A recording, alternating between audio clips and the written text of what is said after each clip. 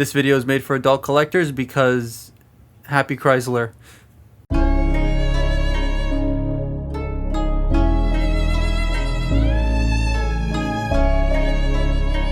Wait.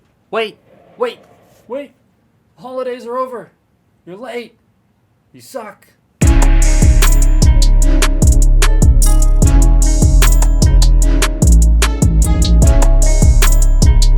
So this came out of nowhere and surprised so many people because of how much of a banger it is. Holiday Optimus Prime. After the holidays, I know, I'm sorry. But Holiday Optimus's goodness doesn't start with the figure. Oh no, it starts with the packaging. I actually love this, and this is where the real nerd's gonna come out. The box is so compact. It fits an entire generation's leader in it, and that gave me an idea. Can some other legacy leaders fit inside this box? So legacy leaders tend to be Voyagers with extra bits, barring a couple, and they come with these extremely large boxes. But Holiday Prime comes in this nice and neatly packed box, and it seems fine. So guess what? I tried it, and Scourge, Blitzwing, Galaxy Shuttle all fit in this box. Which leads me to say, would it be better if leader boxes were this size or maybe a little bit bigger to accommodate like Galvatron and Dragon Megatron? Because not only does it save on shipping costs, it makes the production of the boxes less expensive, and then maybe they can drop the price down by a couple bucks for us on our end. It's also more eco-friendly because there's less cardboard being used. The only issue I see with this is shelf presence or lack thereof. The box also has like a to and from on the top, so I think that's really cute. But now onto the actual figure, because you want to hear about that and not the box. It's a nice figure. I have my issues, but they're very minor, and this has quickly become probably my favorite Prime mold from the last few years, from generations like Siege to now. He shares nothing with any other mold, which was a huge surprise. There are some engineering similarities with Laser Prime, mainly just the hand conversion, but everything is like brand new tooling of parts or new parts in general, so that's very nice to see on something like this. I like the color separation. The red is very striking, but also pleasing to look at. The face is so nice. It's one of the best Prime heads we've gotten recently on a Generations toy, and if it weren't for the thin application of white paint, I would 100% be down with this. It just needs a little bit more because mine's chipped out of the box. Fun. Oh, the furnace has turned on. Yay. I love the clear green. It wouldn't work on a lot of toys because it's, you know, bright neon green.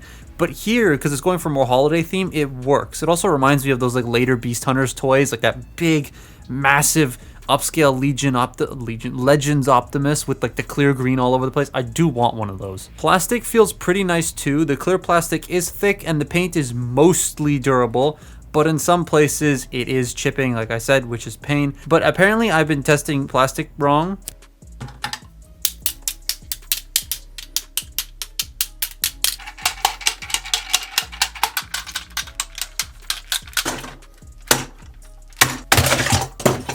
Is this what we're supposed to do now? The one part I don't like is the legs and the way that they're assembled. Not how it's built out of the factory, but how it's made up of its parts. It looks weird. The amount of folding panels and stacking and hollow bits and the entire truck head hanging off the back, it all just is a clash of like different things, and it looks and feels weird to me. I don't know why. It looks messy, but clean, but hollow and not hollow all at the same time. That and the knees are a bit weird, so it makes getting him standing straight a bit of a chore. I love the way they did the back wheels. Everyone thought this was a Motormaster retool because of those wheels, but what it does during transformation is sick. He has a candy cane gun, which is a bit loose on mine, and this all white trailer that's just weird to look at when opened because there's nothing going on in it. It's just the Earthrise trailer, but this time it has an adapter to make the trailer sit closer to the truck, like in real life, because the hitch is actually further back than the Earthrise toy. And it actually comes with a little stand part, unlike my Nemesis trailer, which didn't come with that 0 out of 10. He also has a matrix shoved in this like green gel fridge looking chest. It's a new mold apparently, again, and it's flat as shit. His articulation is actually fire as hell though. Here's some shots just to show you how it looks.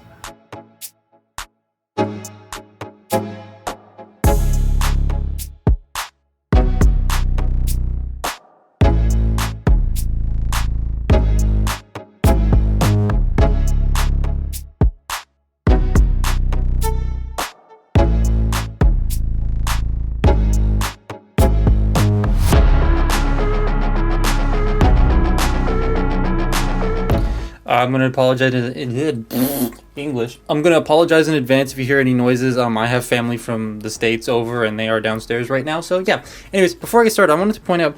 I don't know if you can see this, but like, why is it dirty? What? I just got this. What? Okay, whatever. Anyway, his posing.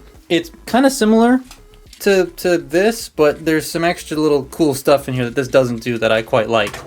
So to start with, the head is on a ball joint. I do wish it could look up a little bit farther. Doesn't go. It only goes up that far, but it goes down quite a bit and out of focus. So that's nice. The shoulders can rotate. They can do a full 360. You got out and out at lower than the actual shoulder is supposed to be, and that looks weird to me. I'm not a fan of that. Bicep swivel, 90-degree elbow, wrist swivel because they're on ball joints. This is where it gets cool. If you untab the backpack, right, you get an ab crunch.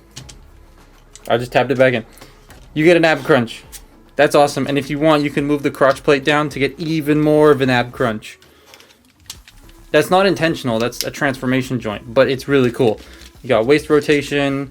Hips can go forward and back all the way and out, which is very nice. Thigh swivel. You got these weird knee joints that I can never tell whether they're like perfectly straight or not. It's a very weird eye illusion that goes on in here. I'm not a fan of that. And then you got ankle pivot. And you have down and up a little bit at the ankle. Out of focus. Come on, camera. There we go. Down and up slightly. Well, down a lot, which actually has been quite useful in posing this dude and getting him to like really sort of dynamic poses. You can do that. So he's very articulated, and that's why he's one of my favorites. Probably is my favorite of the newer Optimus Prime molds. Because he's so cool. Also, I forgot to show this off because I forgot to film it. Here's his flat ass matrix. Look at that. Look at how flat that is. I love it. It's hilarious. Prime. Also, this likes to fall off a lot. Just figured I'd mention that. Transformation does everything you would not expect. The way the arms go under the truck and how the truck bed forms, how the legs wrap around themselves to form the truck front is just insane. I love the way the back's done. The way that the truck bed unfolds and the hitch goes over the head very satisfyingly. It all wraps around to make this extremely accurate truck bed that's great. However, I wish it tabbed in because nothing actually tabs in on the back, so it flops. Truck, though, is almost perfect. I'm going to go full lazy eyebrow here when I say they absolutely nailed the truck parts. I know that that's a strange sentence, but like normally a Transformer Optimus Prime truck thing looks like it's got feet hanging out if it's not the movie toy version, but then the movie toy versions are a bit of a mess because the movies. But this thing has actual mud flaps, a proper hitch, proper wheels, extremely accurate mirrors, a near perfect grille, a Volvo logo. The whole thing just looks incredible. I love it. I'm just not a fan of the deco. It's meant to be like a red truck with snow on it, but it doesn't really pull that off super well to me. Is that Jetfire? The green one? Yep. That's Jetfire from 2006. Yeah. What's the old man one? 2009. I kind of wish they'd done something different than the snowy look. Like, keep the white and red, but do stripes or something, like the candy cane aesthetic. I think the biggest issue to me is that it looks too even. When you have snow on your car, it's not going to be even, right? And they just copied the deco on either side because it's just easier, right? I feel like they should have done one entire sweep of different snow bits all over the truck and not just the same parts everywhere. With the trailer attached, it looks so damn nice. It also sits nicer on the truck and allows for more rotation, because the Earthrise to Siege one doesn't exactly rotate as much as this, so that's very nice. Snow deco aside, I'm very glad this exists, and if you can get the adapter off the bottom, you can put it on the other Prime trailer, and then you can have it like on the front. However, the Laser Prime trailer doesn't work, unfortunately, so pain. It's just a nice thing overall. I do feel it is totally worth its price, and it is after Christmas right now, so it'll probably be on discount at a lot of places, so definitely pick one up if you can. Definitely before they're gone too, because you're probably not going to want to pay eBay prices for this. But that's been my look at Holiday Optimus Prime. Follow me on Twitter and Instagram, and I will see you next time. Bye-bye.